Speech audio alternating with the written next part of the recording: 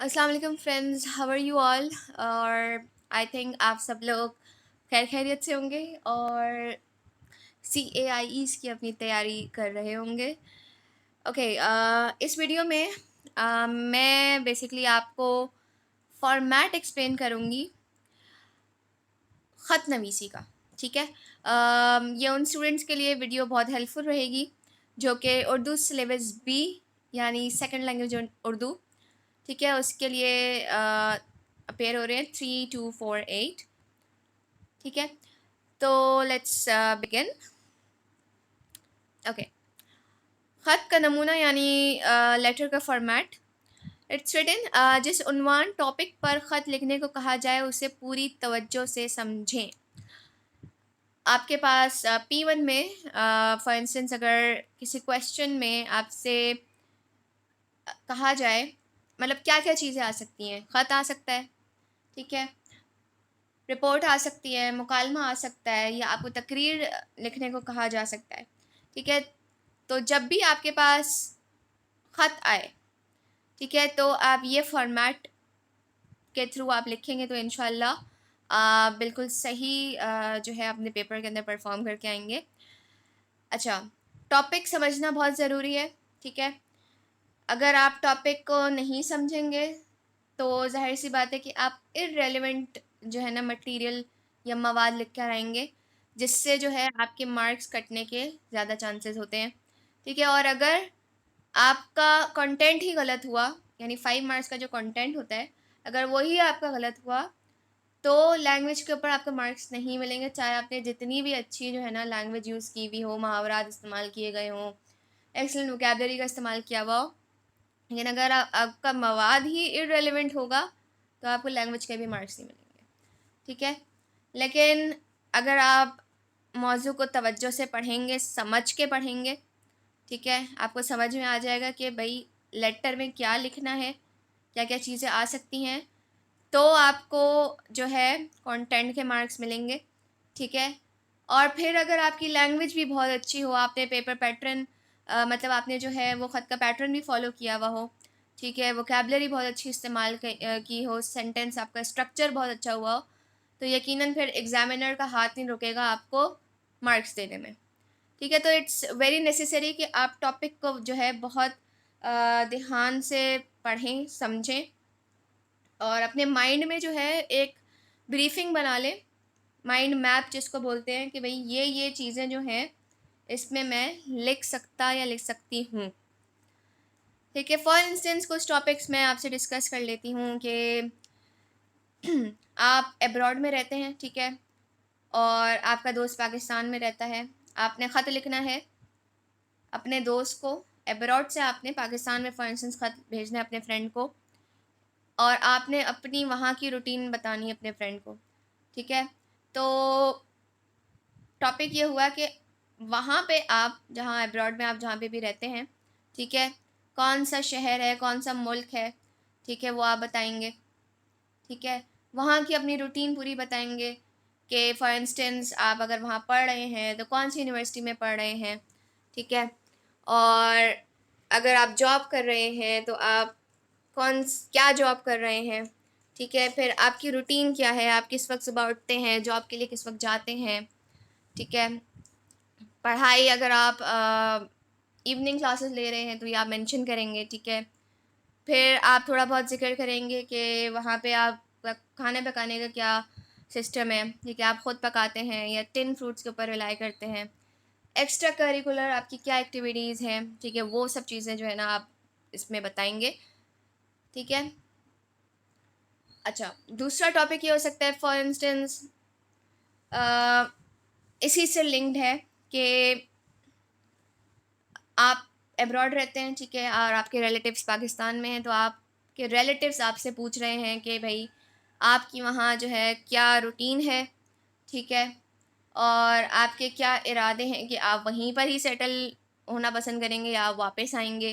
For instance आप studies के लिए गए हुए हो, ठीक है, तो आप फिर अपनी थोड़ी बहुत रूटीन बताएंगे कि भाई मैं स्टडी सुबह में करता हूँ तो शाम में पार्ट टाइम जॉब करता हूँ, और फॉर इंस्टेंस आपका इरादा है कि आप स्टडीज़ के बाद वहीं पर ही जॉब करेंगे।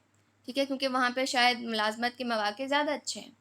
ठीक है, तो आपको समझना है कि टॉपिक आपसे क्या कह रहा है लिखने को, ठीक है। अब फॉर इंस्टेंस एक शिकायती लेटर होता है, ठीक है। आपके मोहल्ले में पानी का मसला है, ठीक है। तो आपने अपने वाटर बोर्ड को ख़त लिखना है कि भाई हमारे यहाँ पानी का मसला है। आप समझें टॉपिक को, आप क्या क्या चीज़ें उसमें लिख सकते हैं, कब से ये मसला चल रहा है, ठीक है, और क्या क्या मुश्किलात इसकी वजह से आ रही हैं, ठीक है। फॉर इंस्टेंस अगर जैसे अभी रमज़ान चले तो यू कैन राइट दैट कि भाई रमज़ान में हमें इतनी मुश्किल हो रही है, ठीक है। अव्वल तो बिजली का भी अलग से मसला है, ठीक है। अब बिजली की शिकायत के हवाले से भी लेटर आ सकता है, ठीक है, कि आपने एक इलेक्ट्रिक को लेटर लिखना है, ठीक है। तो आप दोनों चीज़ें लिंक भी कर सकते हैं कि अगर फॉर इंस्टेंस आपने पानी के बोर्ड को शिकायती लेटर लिखना है, आप लिख सकते हैं कि बिजली का तो मसला था ही, अब पानी का मसला भी आ गया है, ठीक है। तो ये चीज़ें आप लिखेंगे, इससे आपको क्या मसले मसाइल दरपेश हैं, ठीक है। टॉपिक समझना बहुत ज़रूरी है, फिर उससे रेलेवेंट आप माइंड मैप करेंगे, ठीक है। अब पैटर्न क्या है? पैटर्न ये है कि मैं ज़रा हाईलाइट कर देती हूँ यहाँ पे, इफ़ यू कैन सी, ठीक है। येलो में मैंने मार्क किया, यहाँ पे लिखा जाएगा एड्रेस, ठीक है, आप जिसको भेज रहे हैं ख़त, ठीक है। फिर तारीख़ आएगी, ठीक है। अब जैसे इन्होंने फॉर्मेट में बेसिकली जो है अपनी अम्मी को ख़त लिखा था, ठीक है। तो यहाँ पे मैं कलर चेंज कर देती हूँ, ठीक है भाई। यहाँ पे वो शख्स का नाम आएगा, ठीक है, जिसको आप मुखातिब करें, जिसके लिए आप ख़त लिख रहे हैं। जैसे ये ख़त जो है फॉर इंस्टेंस आप एग्ज़ामिनेशन में आपके पास एक टॉपिक आया है कि वेट अ सेकेंड, बहुत दिनों से फॉर इंस्टेंस आप कहीं बाहर हैं, ठीक है, और आप अपनी अम्मी को ख़त लिख रहे हैं, तो आपने एक फ़र्ज़ी एड्रेस बना लिया, ठीक है। आपने तारीख़ लिख दी, फिर प्यारी अम्मी, आप अपनी अम्मी को ख़ातिब कर रहे हैं, तो उनको आपने यहाँ पे मेंशन कर दिया, ठीक है। ओके, उसके बाद मैं इसको इरेज़ कर देती हूँ, ठीक है। उसके बाद आप इंट्रोडक्शन लिखेंगे। अस्सलाम वालेकुम के बाद आप लिखेंगे कैसी हैं आप, बहुत दिनों से रब्ता नहीं हो सका क्योंकि इम्तिहानात की वजह से सर खुजाने की फ़ुर्सत भी ना थी। कल अब्बू का फ़ोन आया तो मालूम हुआ डैश डैश डैश, ठीक है। हाल अहवाल आप डिस्कस करेंगे, ठीक है। बहुत ज़्यादा यहाँ पे लिखा हुआ है स्टार में, आगाज़ बहुत तवील ना हो, बहुत लेंदी ना हो, क्योंकि अगर लेंदी चीज़ आप लिखेंगे तो ज़ाहिर सी बात है कि आप अपने वर्ड काउंट को जो है वेस्ट कर रहे होंगे। 200 वर्ड्स का आपने लेटर लिखना है, ठीक है। बहुत शॉर्ट एक आप जो है वो इंट्रोडक्शन लिखेंगे, ठीक है। हाल अहवाल पूछेंगे, ठीक है। यानी ये आपका फर्स्ट पैराग्राफ हो गया, ठीक है। अब जो सेकंड पैराग्राफ है, यहाँ पे बेसिकली आप सब चीज़ें जो है वो डिटेल के साथ लिखेंगे, ठीक है। जैसे लिखा है तफसील डिटेल के साथ लिखें, क्या, क्यों, कैसे, कहाँ। गैर मुतल्लिका बातें लिखकर ख़त को ख़्वामख़्वा तवील करने के बजाय मुतल्लिका मवाद रेलिवेंट कंटेंट जो है तवज्जो मरकूज़ रखें। वही बात जो मैंने आपको बताया था, टॉपिक समझेंगे तो रेलिवेंट कंटेंट लिखेंगे, टॉपिक नहीं समझेंगे तो इररेलेवेंट कंटेंट लिखेंगे और अपने मार्क्स जो है वो गवा देंगे, ठीक है। तो यहाँ पे बेसिकली जो मिडल पार्ट होता है, ठीक है, इसमें जो है आपने लिखना है कि आप ख़त क्यों लिख रहे हैं, ठीक है। जैसे मैंने एक टॉपिक डिस्कस किया था अभी आपसे थोड़ी देर पहले कि आप अब्रॉड में रहते हैं, सही है, आप अपने जो है दोस्त को ख़त लिख रहे हैं या अपने रिलेटिव्स को ख़त लिख रहे हैं और आप अपनी वहाँ की रूटीन बता रहे हैं, ठीक है। तो यहाँ पे मेंशन आप करेंगे कि आप सुबह कितने बजे उठते हैं, ठीक है, और ऑफ़िस के टाइमिंग्स आपके क्या हैं, ठीक है। फिर आप कौन से मुल्क में हैं, कौन से शहर में, ये भी आप मेंशन करेंगे, ठीक है। ऑफ़िस के बाद की आपकी क्या रूटीन है, पढ़ाई के लिए जाते हैं, क्या पढ़ रहे हैं, ठीक है। उसके बाद पढ़ाई के लिए जा रहे हैं और क्या पढ़ रहे हैं, फिर क्या आपकी एक्स्ट्रा करिकुलर एक्टिविटीज़, यहाँ पे आप जो है डिटेल में हर चीज़ मेंशन करेंगे। लेकिन ये बात ध्यान से कि 200 वर्ड से ज़्यादा आपका लेटर एक्सीड ना हो, ठीक है। पैराग्राफ आप डिवाइड कर सकते हैं, ज़रूरी नहीं कि मिडल का जो कंटेंट है वो एक लंबे चौड़ा पैराग्राफ हो, आप उसको 2 पैराग्राफ में भी डिवाइड कर सकते हैं, जहाँ आपको मुनासिब लगे। उसके बाद लिखा है जुमलों की साख्त स्ट्रक्चर दुरुस्त हो, इमला स्पेलिंग दुरुस्त हो। ठीक है, स्ट्रक्चर बहुत ज़रूरी है। ठीक है, अगर आप कोई चीज़ पास्ट टेंस से बताना चाह रहे हो तो फ्यूचर टेंस ना यूज़ करें, प्रेजेंट टेंस ना यूज़ करें। प्रेजेंट की कोई चीज़ बता रहे हो तो फ्यूचर टेंस ना यूज़ करें। ठीक है, टेंसेस का बहुत ख्याल रखते हैं क्योंकि अक्सर स्टूडेंट्स जो हैं वो टेंसेस में मिस्टेक्स करते हैं। ठीक है, तो लिखना कुछ और चाह रहे होते हैं, लिख कुछ और आते हैं। ठीक है, स्पेलिंग्स में बहुत स्टूडेंट्स मिस्टेक्स करते हैं। ठीक है, हालांकि हम उर्दू बचपन से पढ़ते आ रहे होते हैं, लेकिन हमारी स्पेलिंग्स फिर भी सही नहीं होती हैं, तो स्पेलिंग्स आपके ठीक हों। आगे लिखा है ऐसे अल्फाज मुहावरात लिखने से गुरेज अवॉइड करें जिनकी दुरुस्ती के मुतालिक आपको यकीन ना हो। बेहतर ग्रेड के हुसूल के लिए अच्छे अल्फाज मुहावरात का मौके की मुनासबत से दुरुस्त इस्तेमाल मावन साबित होता है। ठीक है, आपकी अगर वोकैब अच्छी होगी, ठीक है, तो आप यहाँ पे अच्छे वर्ड्स यूज़ कर सकते हैं। ठीक है, लेकिन आपको उस वक्त वो वर्ड याद भी आना चाहिए ड्यूरिंग द एग्ज़ाम, क्योंकि प्रेशर होता है।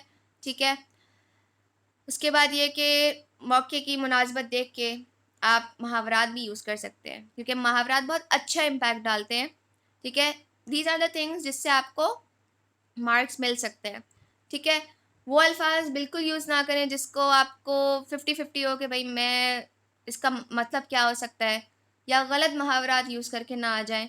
ठीक है, और गलत जगह मुहावरा ना यूज़ कर लें। ठीक है, मुहावरा बेशक सही हो लेकिन वो जगह सूटेबल ना हो कि जिसमें आपने वो मुहावरा यूज़ कर लिया हो।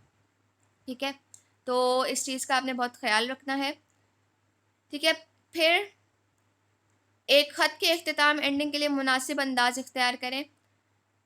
बिल्कुल एकदम से पैनिक एंडिंग ना करिएगा, आहिस्ता आहिस्ता करके एंडिंग करिएगा। फॉर इंस्टेंस अगर आपने किसी को